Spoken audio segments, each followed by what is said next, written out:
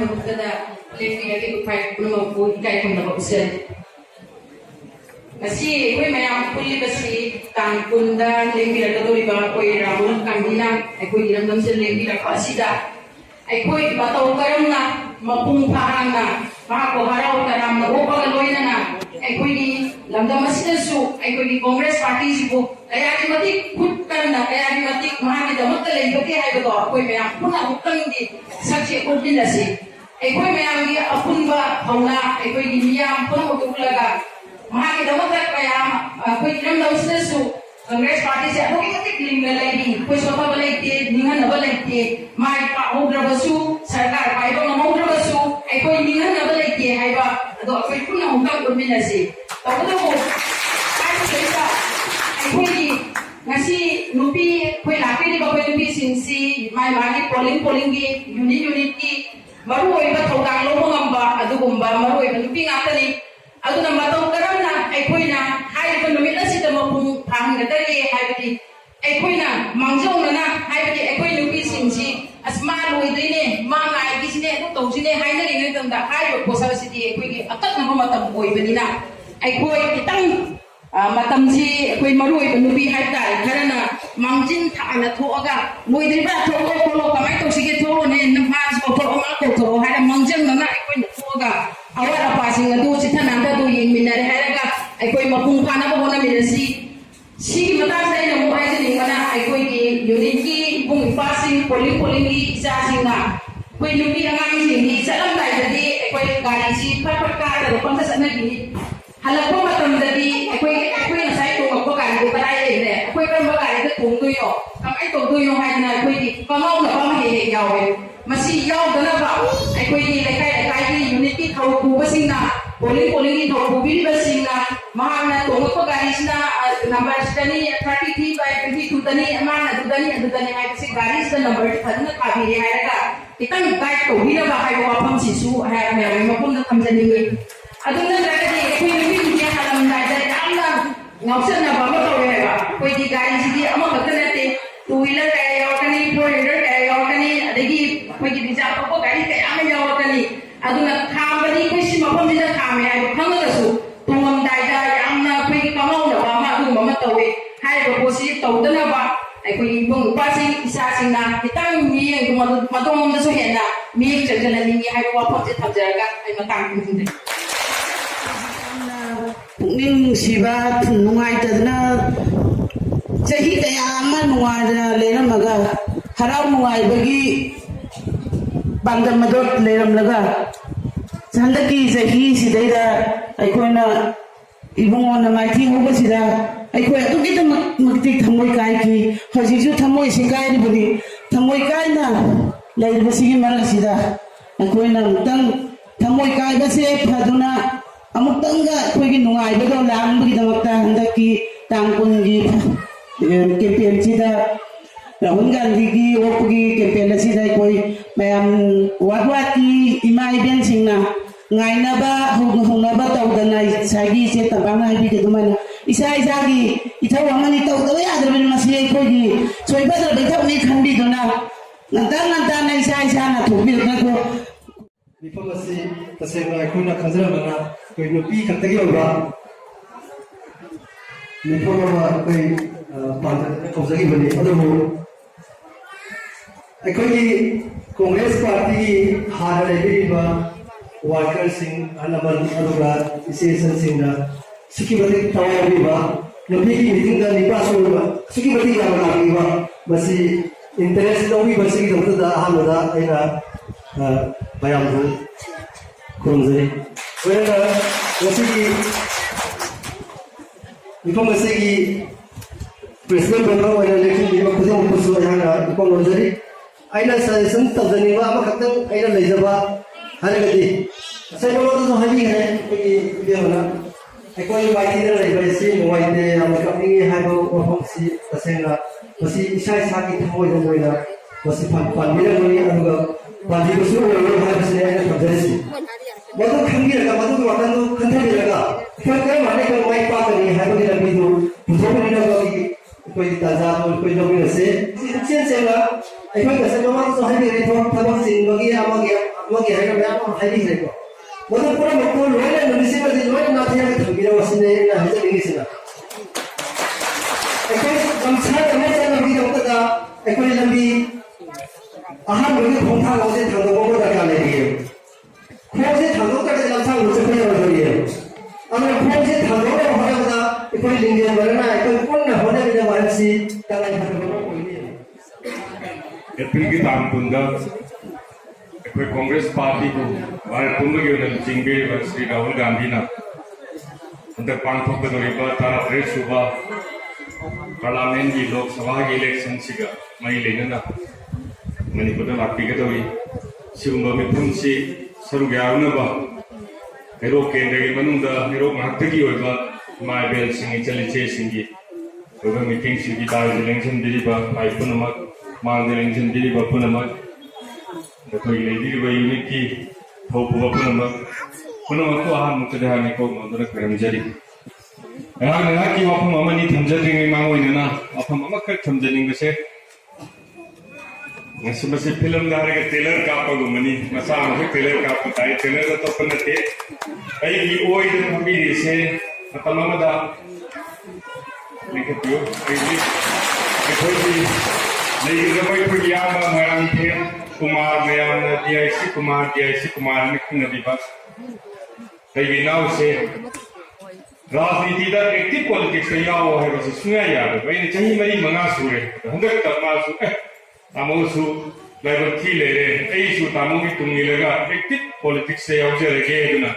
ngasi se ha goina film gi da hai ke trailer ka apne to wo function में मगर film तादुरी दुना कोई ये पूरी समझ से मैं यार हो कोई तो मैं हम को तो तुम फिल्म मैं हम तो जना मैं हम तो वो ये हा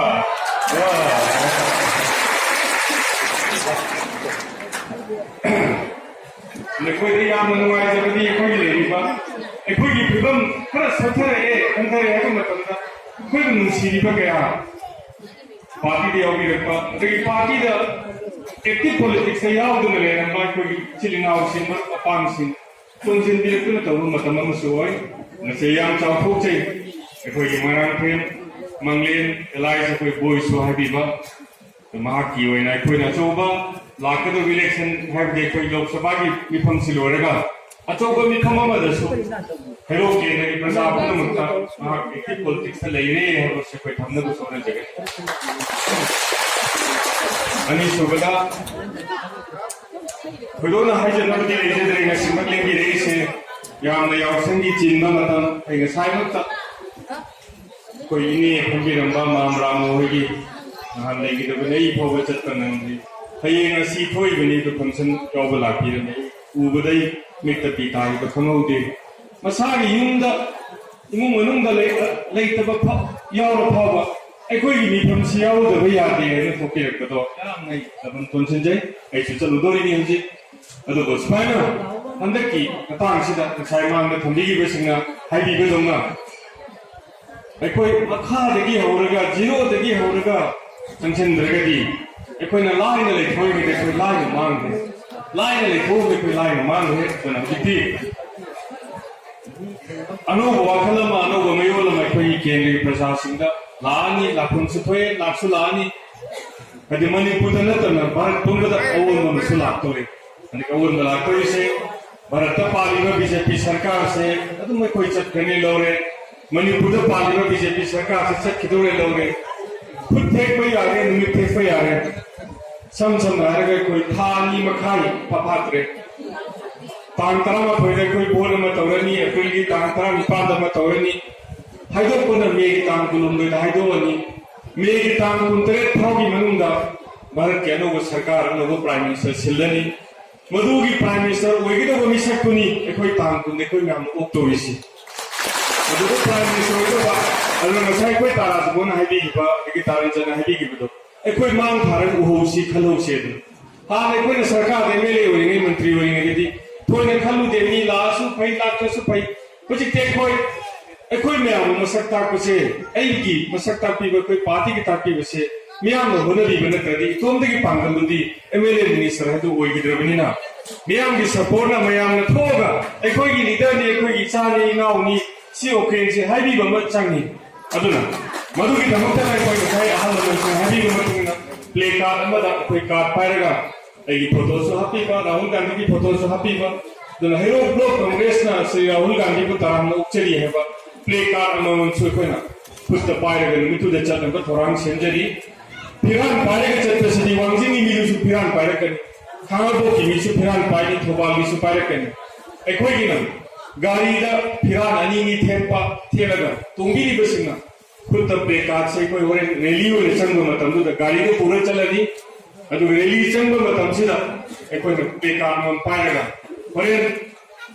ꯃꯌꯥꯝꯗ ꯍꯩꯔꯣꯛ ꯀꯦꯟꯗ꯭ꯔꯒꯤ ꯄ꯭ꯔꯖꯥꯁꯤꯡ ꯍꯥꯏꯕ ꯃꯇꯝꯗ ꯉꯁꯥꯏꯒꯤ ꯂꯦꯞꯈꯠꯇ꯭ꯔꯕ ꯐꯥꯎꯁꯨ ꯄ꯭ꯂꯦ ꯀꯥꯔꯗꯕꯨꯗ ꯏꯟꯈꯠꯂꯛꯄꯗ ꯃꯌꯥꯝꯗ ꯑꯩꯈꯣꯏ ꯑꯁꯨꯛ ꯌꯥꯝꯅ ꯃꯤ ꯇꯤꯜꯂꯤꯁꯤ ꯌꯥꯝ ꯂꯥꯛꯑꯦ ꯑꯗꯣ ꯑꯩꯈꯣꯏ ꯁꯤꯒꯤ ꯄꯔꯥ ꯑꯃꯁꯨ ꯑꯩꯈꯣꯏꯗ ꯂꯩꯗꯣꯔꯤꯕꯅꯤ ꯑꯗꯨꯅ ꯆꯠꯄ ꯃꯇꯝꯗꯁꯨ ꯑꯩꯈꯣꯏꯅ ꯁꯛꯊꯨꯅ ꯆꯠꯀꯅꯤ ꯍꯦꯟꯅ ꯅꯨꯡꯉꯥꯏꯖꯕ ꯄꯥꯎꯅ ꯑꯩꯈꯣꯏ ꯍꯧꯖꯤꯛ ꯐꯥꯎꯕꯗ ꯃꯦꯖꯤꯛ 110 ꯑꯩꯈꯣꯏꯅ ꯒꯥꯔꯤ ꯋꯤꯡꯒꯔꯒ ꯑꯦꯔꯤꯁꯀꯨꯝꯕ ꯌꯥꯎꯔꯒ 110 ꯊꯧꯔꯥꯡ ꯂꯩꯔꯦ ꯁꯤꯒꯤ ꯃꯊꯛꯇ ꯑꯍꯦꯟꯕ ꯒꯥꯔꯤ ꯍꯥꯞꯄꯤꯅꯕ ꯄꯣꯂꯤꯡꯗꯒꯤ ꯃꯌꯥꯝ ꯍꯥꯏꯕꯤꯔꯛꯂꯤ ꯁꯤꯒꯤ ꯃꯊꯛꯇ ꯅꯍꯥꯔꯣꯜꯁꯤꯡꯅ ꯃꯣꯇꯣꯔ ꯁꯥꯏꯀꯜ ꯑꯗꯨꯒ ꯂꯩꯔꯤꯕ ꯃꯁꯥ ꯃꯁꯥꯒꯤ 2 ꯋꯤꯂꯔꯁꯇ ꯂꯥꯛꯅꯕ ꯒꯥꯔꯤ 250ꯒꯤ ꯃꯊꯛꯇ ꯑꯩꯈꯣꯏ ꯂꯩꯔꯦ ꯍꯧꯖꯤꯛ ꯐꯥꯎꯒꯤ ꯔꯤꯄꯣꯔꯠ ꯂꯥꯛꯄꯗ 200 ꯈꯤꯇꯪ ꯍꯦꯜꯂꯦ ꯑꯗꯨꯅ ꯍꯣꯔꯦꯟ ꯉꯁꯥꯏ ꯄꯣꯂꯤꯡ 3 ꯋꯥꯠꯂꯤ ꯍꯥꯏ 3ꯁꯤ ꯂꯥꯛꯄ ꯃꯇꯝꯗꯗꯤ ꯁꯣꯏꯗꯅ 250 ꯌꯧꯔꯛꯑꯅꯤ ꯑꯗꯨꯅ ꯃꯣꯇꯣꯔ ꯁꯥꯏꯀꯜ ꯑꯃꯃꯝꯗ ꯃꯤ 2 ꯇꯣꯡꯉꯒ ꯆꯠꯄ ꯃꯇꯝꯗ ꯑꯗꯨꯅ ꯃꯌꯥꯝ ꯑꯩꯈꯣꯏ ꯉꯁꯤꯁꯦ ꯅꯍꯥꯟꯗꯒꯤ ꯑꯩꯈꯣꯏꯒꯤ ꯋꯥꯔꯀꯔꯁꯤꯡꯅ ꯑꯩꯈꯣꯏꯒꯤ ꯀꯦꯟꯗ꯭ꯔꯒꯤ ꯃꯐꯝ ꯈꯨꯗꯤꯡꯃꯛꯇ ꯆꯠꯇꯅꯁꯨ ꯍꯥꯏꯕꯤꯔꯨꯔꯦ ꯉꯁꯤ ꯑꯩ ꯏꯁꯥ ꯌꯥꯎꯅ ꯑꯃꯨꯛ ꯆꯠꯆꯔꯒ ꯃꯌꯥꯝ ꯁꯨꯃꯥꯏꯅ ꯈꯨꯟꯒꯤ ꯄꯨꯟꯃꯤꯟꯅꯔꯛꯏ ꯂꯣꯏꯅ ꯂꯥꯛꯀꯅꯤ ꯍꯥꯏꯕꯒꯤ ꯄꯥꯎ ꯂꯩ ꯊꯣꯏꯗꯣꯛꯅ ꯒꯥꯔꯤꯒꯤ ꯋꯥꯠꯄ ꯉꯥꯛꯇ ꯑꯣꯏ ꯑꯗꯨꯅ ꯑꯩꯈꯣꯏꯅ ꯀꯔꯤꯒꯨꯝꯕ ꯒꯥꯔꯤꯁꯦ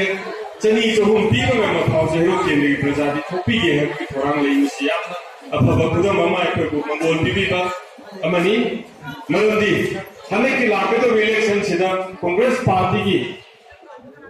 ꯍꯩꯔꯣꯛ ꯀꯦꯟꯗ꯭ꯔꯒꯤꯅ ꯚꯩꯒ ꯚꯤꯙꯥꯇꯥ ꯂꯦꯞꯀꯗꯧꯔꯤꯕꯅꯤ ꯍꯧꯈꯤꯕꯗ ꯃꯌꯥꯝ ꯑꯩꯈꯣꯏ ꯍꯣꯠꯅꯔꯒꯁꯨ ꯑꯩꯈꯣꯏ ꯂꯥꯏꯕꯛ ꯊꯤꯍꯧꯕꯗꯣ MP इलेक्शनꯁꯤꯗ ꯍꯧꯈꯤꯕꯗ ꯀꯣꯡꯒ꯭ꯔꯦꯁꯄꯨ ꯋꯥꯔꯧꯕ ꯀꯣꯡꯒ꯭ꯔꯦꯁꯄꯨ ꯄꯥꯝꯖꯗꯕ ꯅꯠꯇ꯭ꯔꯒ ꯂꯥꯟꯅ ꯆꯠꯈꯤꯕ ꯄꯨꯝꯅꯃꯛꯇꯣ ꯉꯁꯤꯗꯤ ꯍꯟꯃꯤꯟꯅꯔꯛꯇꯅ ꯍꯩꯔꯣꯛ ꯀꯦꯟꯗ꯭ꯔꯗ ꯀꯣꯡꯒ꯭ꯔꯦꯁꯀꯤ ꯃꯄꯥꯡꯒꯜ ꯀꯜꯂꯦ ꯍꯥꯏꯕꯁꯦ ꯉꯁꯤ ꯇꯤꯟꯕꯤꯔꯤꯕ ꯏꯃꯥ ꯏꯕꯦꯜꯁꯤꯡꯒꯤ ꯊꯧꯖꯥꯜ ꯏꯃꯥ ꯏꯕꯦꯜꯁꯤꯡꯒꯤ ꯄꯥꯡꯒꯜ ꯏꯃꯥ ꯏꯕꯦꯜꯁꯤꯡꯒꯤ ꯏꯆꯜ-ꯏꯆꯦꯁꯤꯡꯒꯤ ꯍꯣꯠꯅꯖꯃꯟ ꯅꯠꯇ꯭ꯔꯒꯗꯤ ꯂꯩꯕꯤꯔꯤꯕ ꯑꯍꯜ ꯂꯃꯟꯁꯤꯡꯒꯤ ꯍꯣꯠꯅꯖꯃꯟ ꯅꯠꯇ꯭ꯔꯒꯗꯤ ꯑꯩꯈꯣꯏꯗꯅ ꯇꯧꯕ ꯉꯝꯃꯣꯏ ꯑꯗꯨꯅ ꯉꯁꯤ ꯑꯩꯈꯣꯏ ꯎꯕ ꯐꯪꯖꯔꯦ ꯑꯇꯦꯟꯕ ꯃꯇꯝꯗ ꯉꯔꯥꯡꯃꯛ ꯄꯥꯎ ꯍꯥꯏꯖꯔꯒ नहामक पाव हाइजरगा युम गेचन लोई थादोक्पिरगा तिनबिरिसे मफमसिदबक तिनबिरिसे कोई मी चौहुम चामरी की मथक्तनी चौहुम अखोई संगोइसे चाक चाबदा मी चनी यांखै सिले चाक किस्मै चादे अदु पुन्न पुंजलगानने कोई चामरी की मथक्तदि सुम कोई लैरनी अदुना ngасai koi gi point amada tarazmona su thambi gi daina ai su khara hajini bedo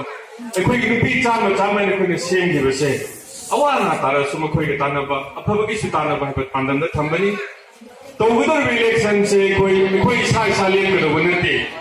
Bharat Congress की शासन पुरोगनबा मणिपुर कांग्रेस की शासन पुरोगनबा फनबदि कोई यामना करिगबो वखल होंदर चलुरगे सु योमी फंथोइना नुपी चामगी कमिटी की दिसदि अदन नुपी चामसिगी इसोना चांबीदरा हजिक श्री राहुल गांधी ने भारत के को प्राइम मिनिस्टर ओरबा मणिपुर दा नो कांग्रेस की शासन लाप मतमदि अखोइना सेमदगी नुपी चामगी लिस्ट कमिटी दो नाकी भोट मया की तात नते अदुमा यूनिट कमिटी मबुदारी थोइदने कोइन हेरो केंद्र की संजगी बसे हेरो केंद्र की जगह खरददी लाखते निपान यो कुसियोरे मंगा तरुक यो कुसियोरे अदुना मतम मतद पीगी बनतबनिना खर थेंग न पीबदुना खर हंदना लेबा खर न पीगी बदु वांग लेबा अदु हंदगे कोइ अनोप सरकार लाखो मतमदा मसी खुतांगा लेई बेई माइबेल सिंदा लुपा लाख अमसिना हेना चाउथोकना ममोंदा सिननबा पांडम खरसु कोइ होनजरी असिमक मदु तौनी गन हायगदि कनागुमा ताबना नुपी चामगी मिंगदा स्माइना राजनीति तोरे रेली तौबो खोमे हायगिनि अदु मसुंबे वाफम दैना सि थमजररोय अदुना मखा ताबदा मतम चाबा मदा खै मदुगी मयामदा थमजगे अदुना नुपादगिदि इमाइबेल सिंह हेना थवा यौबिबनि अदुना तांग खतंग अइना ngasi मयामदा खौजबगी मरमसु राहुल गांधी से तांग पुंदर इम्फाल लागा पुंग बारोदा वांगांगने तोरबदो तांग तरामापन की पुंग मंगादा लानी तांग तरामापन की पुंग मंगादा लागा मा इम्फाल फंक्शन खरे यावर मतुंगदा नुंदांग पोथारगा ꯑꯌꯨꯛꯀꯤ ꯄꯨꯡ 10ꯗ ꯃꯤꯌꯥꯝꯒꯤ ꯃꯤꯇꯤꯡ ꯐꯝꯒꯅꯦꯕ 10ꯗꯒꯤꯅ 10:30 ꯐꯥꯎꯒꯤ ꯃꯅꯨꯡꯁꯤꯗ ꯑꯗꯨꯅ ꯉꯁꯥꯏ ꯑꯩꯈꯣꯏꯁꯦ ꯅꯍꯥꯟꯗꯤ ꯑꯩꯈꯣꯏ ꯄꯨꯡ 9 ꯐꯥꯎꯗ ꯆꯠꯅꯕ 9:30ꯗ ꯆꯠꯅꯕ ꯍꯥꯏꯅ ꯊꯧꯔꯥꯡ ꯇꯧꯔꯝꯕꯅꯤ ꯑꯗꯨꯅ ꯃꯗꯨ ꯑꯩꯈꯣꯏ ꯌꯥꯔꯔꯣꯏ ꯃꯔꯝꯗꯤ राहुल गांधी लाखपसे प्राइम मिनिस्टर लाखपकी सिक्योरिटी के चप माने चंगबा खोटपा लंबी की ट्रैफिक यामना तोंगाली अदा अखोइना तौनिंगबा तौबी यारोय अखोइ कई तो उपाय ले अखोइना हाइबुसु तारोय कनंतना हाइबुसु तारोय तोंगांबा मणिपुर की सिपाही नतबा एसपीजी है स्पेशल प्रोटेक्शन ग्रुप है अमना ngak सेली अदा मखोइना हाल स्टेट की सिपाही सिंग हाइरे से चंगबा यानी पुंग सुका थिंगदबनि से तौबा यानी इसिंग बोतल फावबा अखोइ फील्ड पुसनबा याति माने कयाम सेक्शन बसे अदुना सुमाइना भारत की मखोई इमुंग सिदी से इंदिरा गांधी को हाथों पीगिबा राजीव गांधी को हाथों पीगिबा माइना यामना भारत तले होई से राहुल गांधी मु अदुना गाड़ी में चाहिए रसे अदुना यामना सेक्शन बम तो कोई अदु पुना मखोई कोई नसु याबी बताई अदुना हजे के हारी बा फंक्शन से सही समाई पाहु वैसे कोई पुनः मकी माई पाक पनी दुना लाकदुबा एमपी इलेक्शन अप्रैल की तांग 13 पांथोक के दोरिसी की पब्लिक रैली ने अखोई की थाइना अखोई की सागी इलेक्शन तो उदा मयाम प्ले कार्ड पाइरगा ले तपुंगंगा के ले कोई चपदुमाइना प्ले कार्ड पाइरगा कोई सु मणिपुर की कोनमोई बि इम्फाल की सुन भाता खंजे कुंगा हैरो के योना कैंपेन नि चतोरिसे अदना नुमिसे सागी अचिन बकया लेरगा सु हातन मतम काइथोकी वाइबा आई साइड के अमसे कोई रो ब्लॉक कांग्रेस कमिटी की माइगे देगी चली छे माइबेल आहलमन सिंह खरमजरी दुगियाम साथी सिसु तांग पुंग हे नोगार यावसंग जोंग लेरिबे तौरिसे अदना मयाम चिन्नबा यावसंगी केथेल काबा केगो मयाम सु लेबिरमनि अदना तांग पुंग दा कागदो केथेल दो हे काबी हो हंचित काबी हो नो मोली सिगे मनुगा मयाम बलो संगिरगा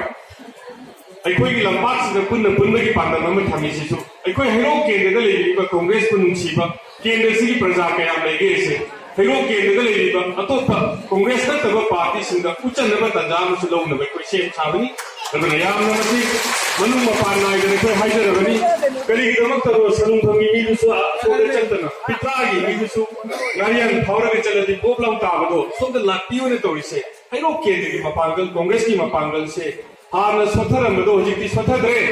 लेबिरिबा कांग्रेस की वार्करसिंगु हान खरा वखल पिकना लेरमदो चाखखरे हंधरमदो हेंगखरे हबदो मणिपुर की मियामदा फदो हेंगोना हिरो केंद्र की मियामदा उतना पतंजाम फैदोजबनी अदुना हाइबा मीटिंग से राहुल गांधी की गांक नते हिरो केंद्र की कांग्रेस की मपांगल सागनब मीटिंग नि अदुना राहुल की सोयरे हिरो केंद्र की मपांगल सागनब सोयरे अनोबा यौबिरक्पा तामोरंजन गुंबा पैति मयाम अमा ममिंग लोइना पंजदरगसु पुनमकी सपोर्ट से फंगलबा मतम सेदी अखोई करिगी खुन साथीउनी करिगी कोई पार्टी मपांगल स्वथदोरिनो तदना सी हायरगा मीबु अदु हाय सेम नते अफबा तौरादे कोई अफबा तौ फै हायबा ताय फतबा तौरासु फतबा तौई हायबा ताय तदना केंद्र से हजि फाउदा फदोना अहोंगुदि कांगलेना उदे चही एनी मपुम फाखरे चही एनी चच्चाना गरांग मोई सरकार से होगिबा 2017 की मार्च की तांग 35 सखिबनी ngasi तांग 13 नि चही अनि से मणिपुर से होंग अमत लागते लेरिबा हेरो के से होंग अमत लेते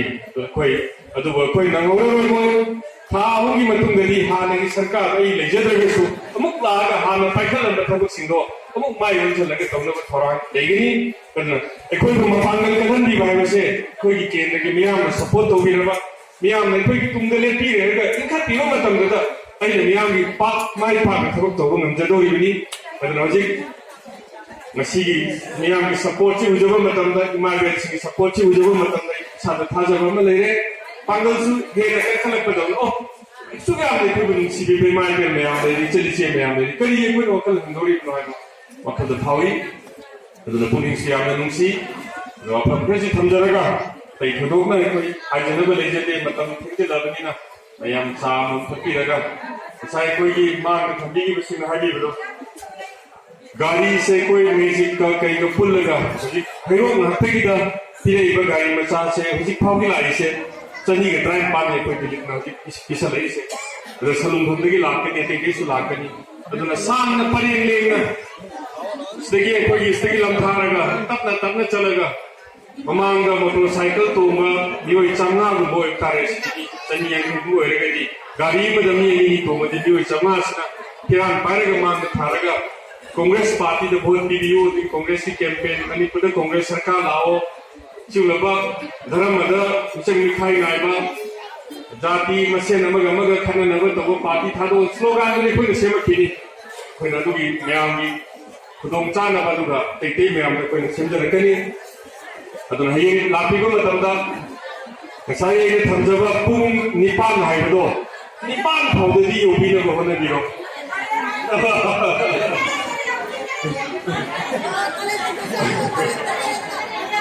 aduna nipan makhai thengabada phumsalaga aga ayo je koi party ki mayam sibiduna manipur pradesh congress committee na vice president ki thamama se koi da sinadi adai yayo makhai pung mapan ka minit ranga phawse mayam gi ni singeli gi sitoi thaksaram ya bai phak sangaga aduna kani wo mapan khare he lo khaga ni ero sangdo sei ya oi do ni na adugi mamang da lakhi na ba mayam hona biro aduga mayam ne koi hero pro congress committee na sindi raga kani gumba cha yum thak ta ba narak ba naga breakfast to narak to sing duk sik biscuit no tobra madu lo na sindi bra kani gumba khare so koi hero pro congress na sindi ni aduna gari macha to ge ko sing su thao gi kai se ko na loina lampak sida hanna ba thorang tojari aduna kana gumba na thao koi lo roi ha su lo bi thao ge koi loina hap chake maramdi mayam na matam mang le sa gi gari puthok ke ko na bi thao su pro gari su pro ha de ko ko swat kani aduna wa pram phesi thamjaraga nasi dagi hona khom do ko hobiro unit ta wat wat ta aduna yaraga di nupi ngak gi gari se koi khana ba su phai tongwa matam na nupi ngak ge te gari dagi kumthar wa matam da nupa gi roga nupi gi roga mamang da nupi chai nupi ne kumthar mathangi gari da nupa lai nupa kumthar ga di mamang da nupi ne thanga matung da nupa na la ga chatpa matam da he rally na tholpa matam da di yamna phajaba ma su oini madu khoi leiba worker singa leiba leader singa madu gi kari toraga phadage ha bu su khana biro aduna biro lebeda simlaba yamna teno matam da kaujaba meeting sida yamna nungsi na thawai chang yauna lebi rakpa ma sungai ko support to bi gani ekoi na haijaba matam da gi ne na topi rakani ha ne ko kuna ko wakal da thagatiba da amade ekoi na tawje ba thamsi bu kuning thogat bi da mutada lebi ko na ko amka mai ko na ko